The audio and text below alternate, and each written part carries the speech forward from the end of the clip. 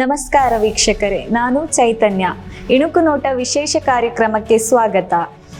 ಈ ಕಾರ್ಯಕ್ರಮದಲ್ಲಿ ನಾವು ಕನ್ನಡದ ಪ್ರಮುಖ ದಿನಪತ್ರಿಕೆಗಳಲ್ಲಿನ ಕೆಲ ಸುದ್ದಿಗಳನ್ನು ನಿಮ್ಮ ಮುಂದೆ ಇಡುತ್ತೇವೆ.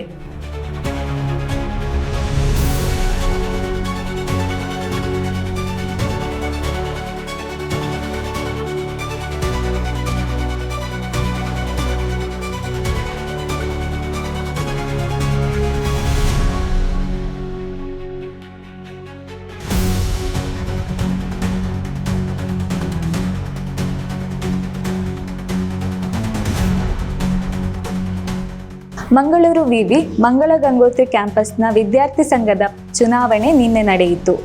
ಎಬಿವಿಪಿ ಬೆಂಬಲಿತ ಅಭ್ಯರ್ಥಿಗಳು 6ಕ್ಕೆ 6 ಸ್ಥಾನಗಳನ್ನು ಗೆದ್ದುಕೊಂಡರು. ಅಧ್ಯಕ್ಷರಾಗಿ ಮದನ್, ಉಪಾಧ್ಯಕ್ಷರಾಗಿ ಪವನ, ಕಾರ್ಯದರ್ಶಿಯಾಗಿ ಕಾರ್ತಿಕ, ಸಹ ಕಾರ್ಯದರ್ಶಿಯಾಗಿ ಮಹೇಶ್ ಹಾಗೂ ಸಾಂಸ್ಕೃತಿಕ ಕಾರ್ಯದರ್ಶಿಯಾಗಿ ರಾಮ್ ಪ್ರಸಾದ್, ಸಹ ಕಾರ್ಯದರ್ಶಿಯಾಗಿ ವೀರಜ್ ಆಯ್ಕೆಯಾಗಿದ್ದಾರೆ. ಆಯ್ಕೆಯಾದ ಎಲ್ಲರಿಗೂ ಅಭಿನಂದನೆಗಳು. ಇದೀಗ ಈ ದಿನದ ಇಣುಕು ನೋಟ. ರಾಜ್ಯದ ಜನತೆಗೆ ಹೊಸ ವರ್ಷಕ್ಕೆ ಶಾಕ್. ಬಸ್ ಟಿಕೆಟ್ ದರ 15% ಹೆಚ್ಚಳ. ನೈಸ್ ಪರಿಹಾರ ನೀಡದೆ ನಿದ್ದೆ, ಸೂಕ್ತ ಪರಿಹಾರ ನೀಡದೆ ಭೂಸ್ವಾಧೀನ ಮಾಡುವಂತಿಲ್ಲ, ಸುಪ್ರೀಂ ನಿರ್ದೇಶನ. ಆಹಾರ ಪ್ರಮಾಣ ಕಡಿತ, ದಿನಸಿ ಬೆಲೆ ಏರಿಕೆ, ಅಂಗನವಾಡಿ ಕೇಂದ್ರಗಳಲ್ಲಿ ಸಮಸ್ಯೆ.